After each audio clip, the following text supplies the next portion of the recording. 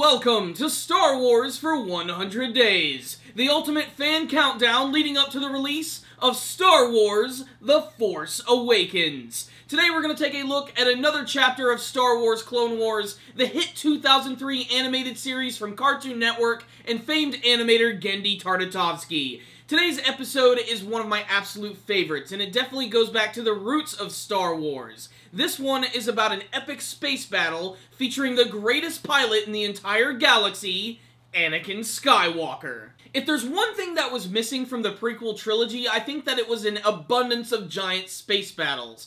Considering that most of the Clone Wars actually take place within these movies, I'm honestly surprised we didn't see any big epic space battles aside from pretty much just the intro of Star Wars Episode 3 Revenge of the Sith and a few other space battles sprinkled out here or there. But really, I wanted to see more of those because I honestly feel that that's one of the things that completely defined the original Star Wars trilogy. Not so much the mysticism, the lightsabers, and the aliens, but the fact that the series itself is called Star Wars. They're fighting in the stars. They're fighting in space. And this episode of Clone Wars is exactly what the Doctor ordered. What I also really love about it is that we get to see what is arguably, I think, the coolest version of Anakin Skywalker. I'm not trying to dog too much on Jake Lloyd and Hayden Christensen, because honestly, I think Hayden Christensen's a pretty good actor. He just had some really bad lines that he had to read. And the Anakin Skywalker that's in Clone Wars is a lot more quiet, a lot more reserved, but he still has a cockiness about him, which is exactly what's important about Anakin Skywalker.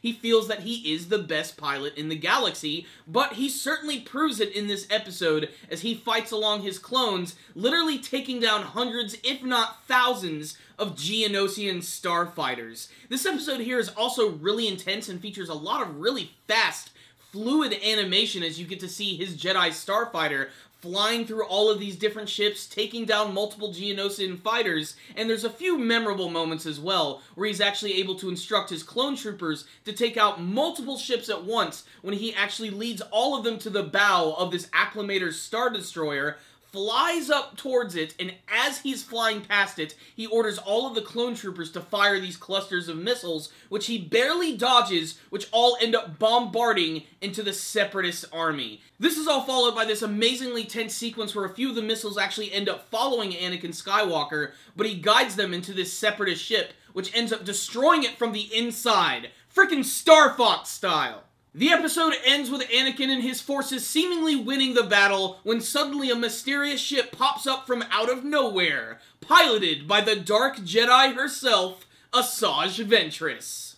Space battles are truly the backbone of the Star Wars universe, and getting to see them portrayed in a beautiful animated form in this episode of Clone Wars was one hell of a treat. This episode right here is also notable for being the end of the first season of Clone Wars, and you would have to wait an entire year until we could actually figure out who it was in that ship.